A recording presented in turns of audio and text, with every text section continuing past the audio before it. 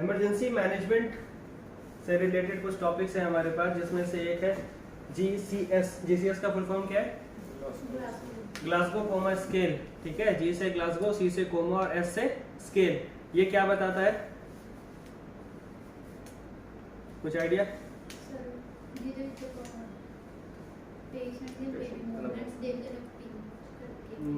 ये बताता क्या, ये स्केल किस लिए है, ये क्यों यूज करते हैं और किस पे यूज करते हैं? पेशेंट कितना कॉन्शियस है। यस एग्जैक्टली, क्या डिटरमाइन करने की हमारी कोशिश होती है GCS से? ब्रेन की एक्टिविटी कितनी है। ब्रेन की एक्टिविटी, वेरी गुड। GCS से हम ये पता करने की कोशिश करते हैं कि ब्रेन में डैमेज कितना हुआ है या ब्रेन की एक्टिविटी कितनी काम कर रही है। सबसे ज्यादा इस्तेमाल करना चाहिए उन पेशेंट में जो एक्सीडेंटल केस होते हैं, स्पेशली हेड इंजरी की। ये हमारे जो ब्रेन है उसमें कितना डैमेज हुआ है, क्योंकि कोई ऐसी बाहर से कोई मॉनिटरिंग वाली चीज तो हमारे पास अवेलेबल है नहीं कि हम उससे मॉनिटर कर ले ब्रेन में कितना डैमेज हुआ है, ब्रेन कितना फंक्शनल है। तो सबसे बेस्ट ऑप्शन होता है इमीडिएटली GCS को स्कोरिंग करना। GCS मतलब ग्लासगो कोमा स्केल, जो ये बताता है कि ब्रेन की एक्टिविटी कैसी है। इसमें कोई डाउट नहीं? ठीक है, सबसे पहली चीज GCS इंपॉर्टेंट किसमें? इनिशियल असेसमेंट में। इनिशियल असेसमेंट का मतलब पेशेंट जब हॉस्पिटल में पहली बार आता है, हॉस्पिटल या वार्ड में, तो आपको उसका असेसमेंट करना होता है। जो फर्स्ट टाइम असेसमेंट करते हैं उसको बोलते हैं इनिशियल असेसमेंट। उसके बाद जब दोबारा उसका असेसमेंट करते हो उसको बोलते हैं रीअसेसमेंट। ठीक है, इनिशियल असेसमेंट इमरजेंसी, वार्ड और ICU तीनों में होता है, जिससे एक तो डॉक्टर का इनिशियल असेसमेंट होता है और एक नर्सिंग इनिशियल असेसमेंट होता है, और ICU का एक अलग इनिशियल असेसमेंट होता है। जब आप फुल NABH के लिए जाओगे तो आप लोगों को तीनों पे फिलअप करना पड़ेगा। पेशेंट आया, इमरजेंसी में एडमिट नहीं हुआ, आप उसको असेसमेंट करोगे, उसका इमरजेंसी असेसमेंट में भी GCS का स्कोर होता है। पेशेंट एडमिट होगा जब, तो IPD में उसका GCS का स्कोर होगा, और जब एडमिट होने के बाद अगर ICU शिफ्ट हो रहा है तो ICU में भी उसका GCS का स्कोरिंग लिया जाएगा। ठीक है, अब ये GCS की स्कोरिंग में हम क्या चेक कर रहे हैं? ब्रेन फंक्शनिंग चेक कर रहे हैं। क्यों? पेशेंट को कोमा का कितना रिस्क है। कोमा का मतलब ब्रेन डेड, ब्रेन काम नहीं करेगा, बाकी बॉडी काम करेगी। तो लंबे टाइम तक आप उसका ट्रीटमेंट करोगे, हो सकता है ठीक हो सकता है ना भी ठीक, तो इसका कितना रिस्क है। देन फॉल रिस्क असेसमेंट, ये किस लिए होता है? ये GCS का पार्ट नहीं है, बट GCS के साथ ही इनिशियल असेसमेंट में ऐड किया जाता है। इसको बोलते हैं फॉल रिस्क असेसमेंट।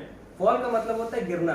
पेशेंट के गिरने के कितने चांसेस है। क्यों? अगर आप गिरोगे तो आपको चोट लगेगी, डेफिनेटली लगेगी। और अगर कभी ऐसा हो रहा है कि जैसे हम खड़े हैं और अचानक से हम बेहोश होकर गिर गए, तो कहीं ना कहीं बॉडी में प्रॉब्लम तो है, या तो हमें कार्डियक अरेस्ट आया है, और अगर कार्डियक अरेस्ट नहीं आया तो इसका मतलब हमारे ब्रेन में फंक्शनिंग कुछ गड़बड़ है। ठीक है, तो ये फॉल रिस्क असेसमेंट हमको देखना होता है, पेशेंट की सेफ्टी से रिलेटेड होता है ये, और इनिशियल असेसमेंट का ही एक पार्ट होता है।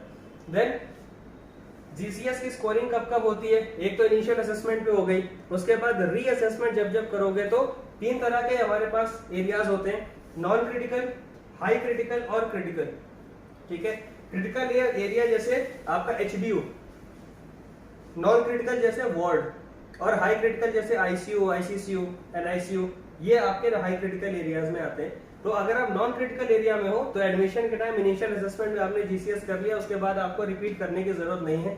अगर आप क्रिटिकल एरियाज में हो जैसे HDU में, तो दिन में एक बार आप असेसमेंट कर लो, उतना काफी है, अगर GCS की स्कोरिंग नहीं गिरी हुई है तो। अगर आप हाई क्रिटिकल एरिया में हो तो हर शिफ्ट में GCS की स्कोरिंग होनी चाहिए।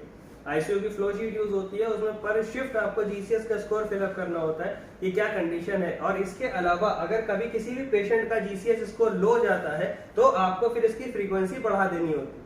अगर बहुत लो जा रहा है GCS का स्कोर तो आप फिर हर शिफ्ट पे करोगे, डजंट मैटर्स कि वो पेशेंट ICU में है या HDU में। वार्ड में तो नहीं होगा ऐसा पेशेंट, डेफिनेटली वो या तो HDU में होगा या फिर ICU में होगा। ठीक है, तो पेशेंट की कंडीशन के हिसाब से हम उसकी फ्रीक्वेंसी को चेंज कर देते हैं। यहाँ तक कोई डाउट है? नहीं। ठीक, अब हम आ जाते हैं ग्लासगो कोमा स्केल में होता क्या क्या है और कैसे कैसे हम उसको चेक करते हैं। GCS में हमें तीन चीजें चेक करनी होती हैं, जिसकी स्कोरिंग पैटर्न होता है 4, 5 और 6। क्या होता है? सिंपल सा वर्ड है, 4, 5, 6। ठीक है, मिनिमम 3 और मैक्सिमम 15 ये इसका स्कोर होता है। ये अपने आप याद हो जाएगा, इसको याद नहीं करना। आपको तीन चीजें जो चेक करनी है, वो पहला क्या चेक करना है? बोलो। आई मतलब आंखें। ठीक है, दूसरा आपको क्या चेक करना है? Verbal response. ठीक है, इसमें अवेयरनेस आ जाता है। और तीसरा आपको क्या चेक करना है? Motor response. ठीक है, ये तीन चीजें आपको चेक करनी होती है। इसको याद करने का सबसे अच्छा तरीका ईवीएम, जिसपे बड़ा बवाल बीजेपी ने उठाया था, इलेक्ट्रॉनिक वोटिंग मशीन। ठीक है, जब बीजेपी की गवर्नमेंट बनी थी तो कांग्रेस ने बड़ा बवाल उठाया था, ईवीएम में फ्रॉड है, ईवीएम में फ्रॉड है। और यहाँ पर अगर ईवीएम में गड़बड़ कर गए तो पेशेंट की सरकार गिर जाएगी। ठीक है, वहां फ्रॉड नहीं होना चाहिए, ये ईवीएम बिल्कुल सही काम करना चाहिए। ठीक, तो क्या शॉर्ट फॉर्म हो गया इसका? ईवीएम। ईवीएम का फुल फॉर्म ई से आई, वी से वर्बल और एम से मोटर रिस्पॉन्स। ठीक है, चलो अब हम लोग देख लेते हैं कि ये ई, वी और एम में हमें क्या क्या पार्ट्स अवेलेबल होते हैं। ठीक है, सबसे पहले हम बात करेंगे आई की।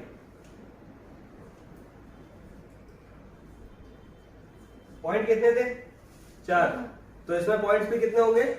4। ठीक है, आपको आई का रिस्पॉन्स चेक करना होता है आंखें खुलने का, आंखें कब खुल रही हैं उसके हिसाब से आपको स्कोरिंग देनी है। अगर स्पॉन्टेनियस है, स्पॉन्टेनियस का मतलब अपने आप कोई अगर आंख बंद करके लेटा है तो खाली उसको आवाज लगा दोगे आंखें खोल देगा, तो वो है स्पॉन्टेनियस रिस्पॉन्स। अगर स्पॉन्टेनियस है तो कितना लोगे स्कोर? 4। ठीक है, जीसीएस का स्कोर जितना ज्यादा होगा पेशेंट की कंडीशन उतनी अच्छी होगी, जितना कम होगा उतनी खराब होगी। ठीक है, स्पॉन्टेनियस रिस्पॉन्स है तो 4। दूसरा रिस्पॉन्स कौन सा है? वॉइस। वॉइस मतलब नॉर्मली आंखें नहीं खोल रहा, अनकॉन्शियस कंडीशन जैसे में पड़ा है, लेकिन जब आप बोल रहे हो उससे बात करने के लिए रिस्पॉन्स ले रहे हो तो वो आपको रिस्पॉन्ड कर रहा है। अगर ऐसा है तो कितना स्कोर आएगा उसका? 3। ठीक है, उस पे भी अगर रिस्पॉन्स नहीं कर रहा तो फिर आप अगला कौन सा चेक करोगे? पेन। अगर पेन पे आंखें खोल रहा है तो उसका रिस्पॉन्स कितना आएगा? नंबर 2। ठीक है, और अगर इस पे भी किसी पे भी नहीं हो रहा तो इसको कितना दोगे स्कोर? 1। इसमें किसी का भी स्कोर 0 नहीं होता, 1 ही होता है। ठीक है, इतनी बात क्लियर है? ठीक है, अब मेन पॉइंट, वॉइस तो चलो बोल लोगे, स्पॉन्टेनियस भी संभाल लोगे, पेन कैसे चेक करोगे? पेन पे आंखें खुल रही कि नहीं, इसको कैसे चेक करोगे? इसको चेक करने के लिए 2 स्पॉट्स है बॉडी में जहां पर हमें दबाकर पेन महसूस कराना होता है। ठीक है, एक हमारी होती है ट्रेपीज मसल्स। कौन सी? ट्रेपीज। जिनको नहीं पता उनको बता दें, जो बैक की मसल्स है ना, ये यहाँ वाली जो नेक से शुरू होती हैं और स्कैपुला तक रहती हैं, इसको बोलते हैं ट्रेपीज मसल्स। ये नेक पे होती है, तो पीछे की साइड की जो मसल्स है ना, वहां पर आपको प्रेस करना होता है, ऐसे करके दबाना होता है। अगर उसके दबाने पे आंख खोल दिया तो इसका मतलब उसका रिस्पॉन्स पेन पर पॉजिटिव है। नहीं तो दूसरा, आपने कभी कभी डॉक्टर्स को देखा होगा आंख में थंब से दबाते हैं, पेन देते हैं, देखा है कभी? वो कभी भी आंख पे नहीं दबाते, वो कहां पे दबाते हैं? नीचे? नहीं, नीचे नहीं दबाते। कहां पे दबाते हैं? सबसे सिंपल है, ये आपकी आईब्रोज जा रही है, ये इंट्राओक्यूलर स्पेस है जहां पे आईबॉल्स होती हैं। इस आईब्रो के नीचे वाली जो ये बोन है, यहाँ पर बीचों बीच में आपको थंब से प्रेस करना होता है, यहाँ पे नहीं, यहाँ बीच में। ठीक है, इस जगह को बोलते हैं सुप्रा ऑर्बिटल नॉच। सुप्रा मतलब सुपीरियर, जब हमने पोजीशंस बताए थे तो सुपीरियर कहाँ था? ऊपर। ऑर्बिटल का मतलब आंखों से रिलेटेड है, तो ये आंखें और इसके ऊपर ये है नॉच। ठीक है, तो इसके बीचों बीच में आपको यहाँ पर थंब से हल्के से प्रेस करना होता है।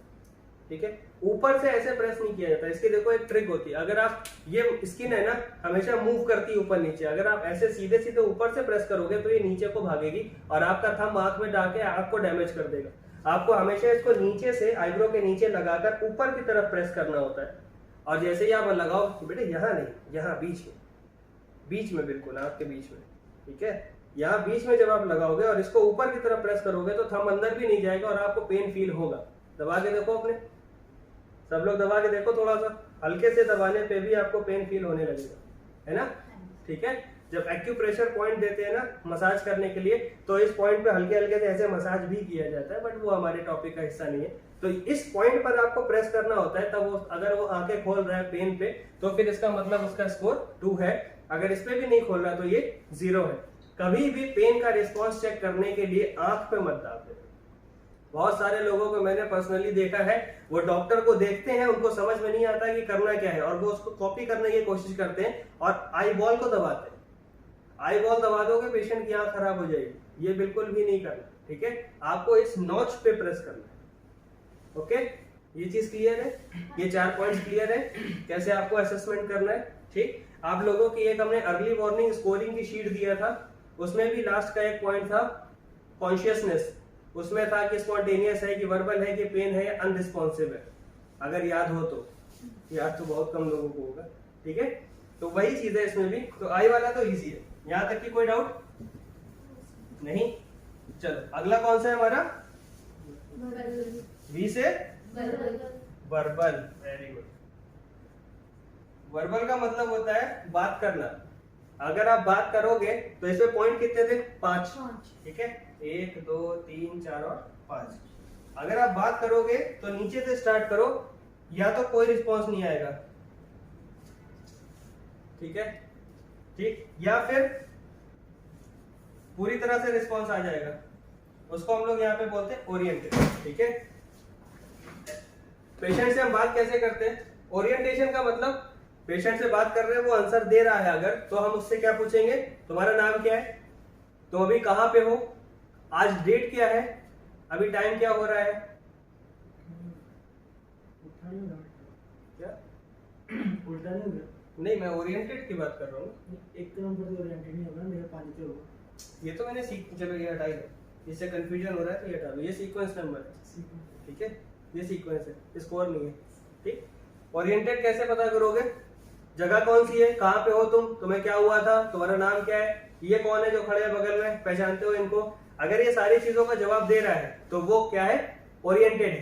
ठीक, और ओरिएंटेड अगर पूरी तरह से होगा तो टॉप स्कोर इसका कितना था, 5। आप स्कोर कितना दोगे, 5। ठीक है, दूसरा आ जाता है कंफ्यूज्ड।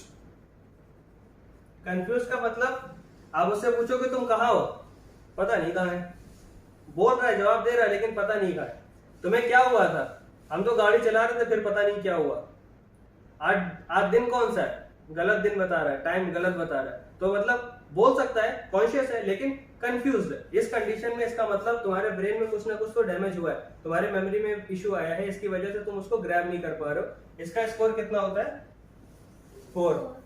यहाँ तक की समझ में आ रहा है, बहुत स्लो चलेंगे ताकि एक एक पॉइंट समझ में आ जाए, अगर तेज भाग गए तो सब बाउंस कर दो। क्लियर है इतना, ठीक है।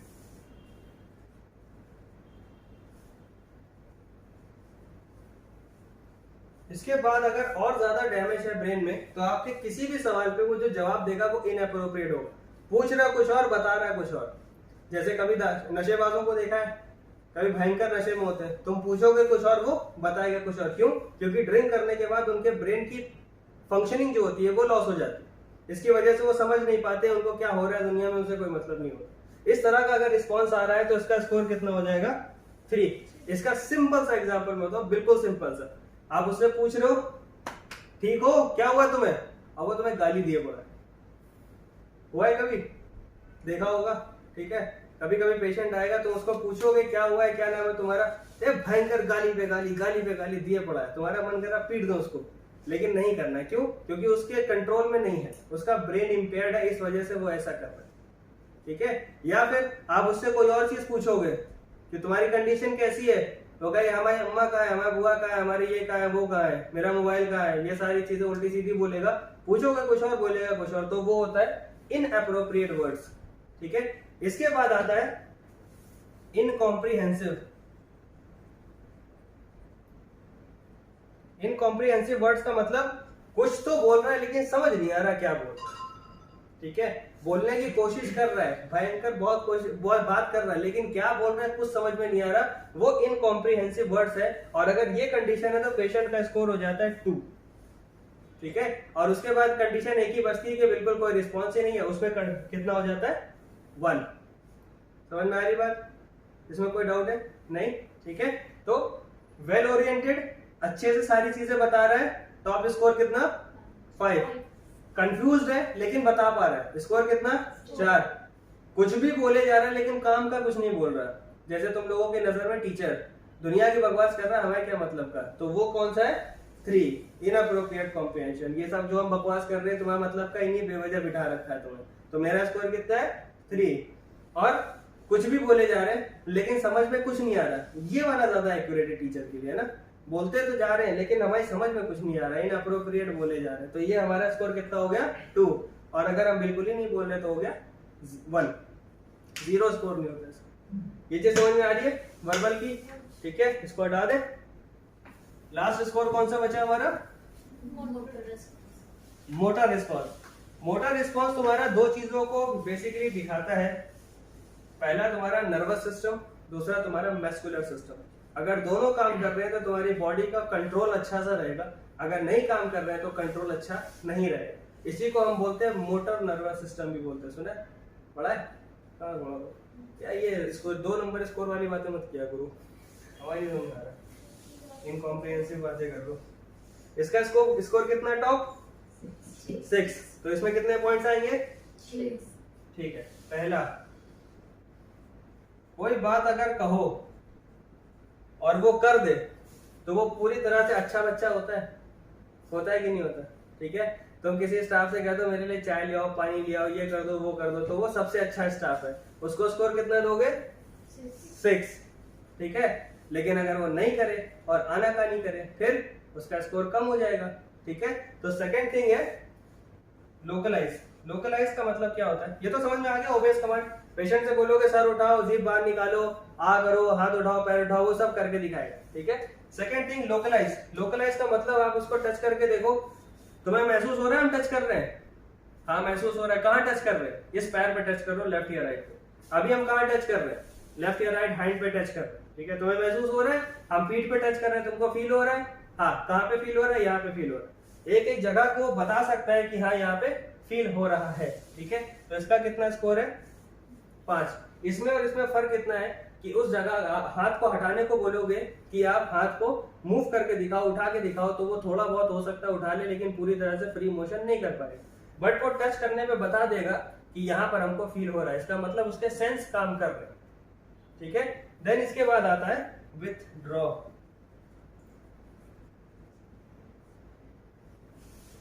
विथड्रॉ का मतलब आप अगर उसको टच करने की कोशिश करोगे तो इनवॉल्यूंटरी अपने हाथों को पैरों को खींच लेगा। देखा कभी पेशेंट्स को? सबसे बेस्ट एग्जांपल, जब कभी इंट्यूबेशन के लिए जाओ, ऐसे पेशेंट आराम से बैठा रहेगा, मुंह भी खोले रहेगा, जैसे ही तुम इंट्यूबेशन करने लगोगे धड़ से मुंह बंद कर लेगा और पूरी ताकत से बंद करता है ताकि कोई चीज मुंह के अंदर जा ना सके। देखा ये चीज है ना? ये सबसे बेस्ट एग्जांपल है विथड्रॉल का। कुछ पेशेंट होंगे जिनको तुम्हें हाथ पैर बांधने की जरूरत पड़ती है, उनको तुम टच नहीं कर सकते, जैसे ही टच करोगे तुरंत वो इधर उधर भागना शुरू कर देंगे। ये सिम्टम होता है विथड्रॉल का। ठीक, अभी हम नॉर्मल है, एक दूसरे से समझ रहे, बात कर रहे हैं, हम बोलेंगे हाथ दिखाओ, ये पीस दिखाओ, वो दिखाओ, तो तुम दोगे। लेकिन अगर इस कंडीशन में हो तो हम तुम्हें टच करने की कोशिश करेंगे, तुम हाथ घसीट लो, तो इसमें स्कोर कितना हो जाएगा? 4। ठीक है, अब जो इंपॉर्टेंट चीज आती है इसको ध्यान से देखना, इसको बोलते हैं फ्लेक्शन। कितने लोगों ने वो क्लास अरेंज करी थी मेरी जिसमें मैंने बॉडी के पार्ट्स और मूवमेंट्स सिखाए थे? ठीक है, फ्लेक्शन मूवमेंट कौन सा होता है? हाँ, बॉडी के पास आने को क्या बोलते हैं? फ्लेक्शन। ठीक है, और इसी का जस्ट अपोजिट होता है एक्सटेंशन। ठीक है, अगर हम अपने हाथों को ऐसे ले आए पास में तो ये क्या है? फ्लेक्शन है। अगर हम दूर ले जाए तो एक्सटेंशन। ये हम वॉलंटरीली कर रहे हैं, ये नॉर्मल मूवमेंट है। लेकिन इस कंडीशन में पेशेंट का, क्योंकि ब्रेन एक्टिविटी काम नहीं कर रही है, ये इनवॉलंटरी प्रोसेस होता है। पूरा का पूरा पेशेंट आपस में सिकुड़ने की कोशिश करता है। कभी तुमने कुछ पेशेंट को देखा होगा ऐसे ऐसे करते हैं, देखा है? स्पेशली जब किसी को अगर फिट्स वगैरह आ रहे होंगे तो उसकी मसल्स पे कंट्रोल नहीं होता, तो वो ऐसे कर सकता है, कभी ऐसे करेगा, कभी ऐसे करेगा, हाथ इधर जाएंगे, ऐसे जाएंगे। ठीक है, यही दोनों मूवमेंट होते हैं। अगर फ्लेक्शन कर रहा है, अंदर की तरफ घसीट रहा है, दोनों हाथों को अंदर कर रहा है, पैरों को अंदर कर रहा है, फोल्ड कर रहा है, ऐसे श्रिंक कर रहा है, पास होने की कोशिश कर रहा है, तो वो इनएप्रोप्रिएट फ्लेक्शन होगा और इस कंडीशन में इसका स्कोर होगा 3। ठीक, अगर इसी का अपोजिट कर रहा है, पेशेंट लेटा है किसी भी पोजीशन में, लेकिन वो पास आने की कोशिश नहीं कर सकता, बट मसल्स तो मूव कर रही है ना, तो ऐसे ऐसे अकड़ना शुरू हो जाता है। कभी हाथ ऐसे होगा, कभी ऐसे होगा, कभी ऐसे होगा, कुछ भी होगा, किसी भी पोजीशन पे ऐसे अकड़ने लगेगा, वो इनएप्रोप्रिएट एक्सटेंशन हो जाएगा और वहां पे स्कोर कितना हो जाएगा? 2। ठीक है, और अगर किसी भी तरह का मूवमेंट बॉडी में नहीं हो पा रहा है तो वो हो जाएगा नन, और उसमें स्कोर कितना हो जाएगा? 1। ठीक है, समझ में आ रहा है? ब्रेन में कोई डैमेज नहीं था, ओबेस कमांड जैसा बोलोगे वैसा करे। थोड़ा सा डैमेज है तो मूवमेंट नहीं कर पाएगा। ठीक है, अभी यहाँ पर अब इनवॉलंटरी एक्शंस हो रहे हैं, विड्रॉ कर रहा है, और यहाँ पर तुम्हें समझ में आएगा कि डैमेज कितना ज्यादा है। क्यों? यहाँ पर उसकी मसल्स में इतनी पावर है कि वो मूव करके फ्लेक्स कर सके, लेकिन यहाँ पर इतनी भी पावर नहीं बच रही है कि वो मूव करके आपस में फ्लेक्स कर सके, तो वो वहीं पे रोटेट करने की कोशिश करे। समझ में आती बात? यस और नो? एक चीज और, कभी भी इन दोनों कंडीशन में पेशेंट को जबरदस्ती सीधा करने की कोशिश मत करना। क्यों? आप उसको करोगे उसके मसल टियर हो जाएगा, टेंडन टियर हो जाएगा, बिल्कुल हो जाएगा। आपको कोशिश ये करनी है वो अपने आप को नुकसान ना पहुंचा सके, बस उतना उसको रोक के रखना है, लेकिन उसको जबरदस्ती सीधा नहीं करना। ठीक है? इतनी चीज समझ में आ रही? ओके। अब कभी कभार एक कंडीशन ऐसी हो जाएगी जब आप इसमें से एक या दो या तीनों में से किसी को भी असेस नहीं कर पाओगे। कैसे नहीं असेस कर पाओगे? हम आई का ऑप्शन देख रहे थे, आंखें खुल रही हैं या बंद हो रही हैं, ठीक है, पेशेंट कॉन्शियस है लेकिन उसका आंखों पे कंट्रोल नहीं, तो ये असेसमेंट हो पाएगा क्या? मान लो पेशेंट की आंख बंद है, एक आंख बंद है पूरी तरह से, दोनों आंखें बंद है, वो पूरी तरह कॉन्शियस है, बात कर रहा है, लेकिन अगर आंखों पे देखोगे इसका स्कोर तो बंद हो जाएगा, तो गलत हो गया ना। ये कंडीशन कब बनेगी? अगर ट्रॉमा का कंडीशन है, चोट लगी है आंख में कोई प्रॉब्लम है जिसकी वजह से वो आंखें खोल ही नहीं पा रहा, तो ये असेसमेंट नहीं हो सकता। यस और नो? समझ में आ रही बात? सेकेंड, अगर किसी तरह का पैरालिसिस है, हेमीप्लेजिया हो गया पेशेंट को, तो क्या वो हाथ मूव कर पाएगा? आप उसको बोलो हेमीप्लेजिया के पेशेंट को कि हाथ मूव करो, वो तो नहीं मूव कर रहा ना, लेकिन आपका स्कोर 1 पे तो नहीं आना चाहिए, तो अगर पैरालिसिस है पेशेंट को तो वो नहीं मूव कर पाएगा। ठीक है? और सिमिलरली ये वर्बल, पेशेंट को ट्रैकेओस्टमी हुई है तो क्या उसकी आवाज निकलेगी? कभी नहीं निकलेगी। या इंट्यूबेट किया हुआ है पेशेंट को तो भी आवाज नहीं निकलेगी, तो उस कंडीशन में इसको आप एसेस नहीं कर सकते। तो ट्रैकेओस्टमी हुआ है या इंट्यूबेट हुआ है, इस कंडीशन में आप इसको एसेस नहीं कर सकते, तो इसकी रीडिंग में आप क्या लिखोगे? इसमें लिखोगे आप NT।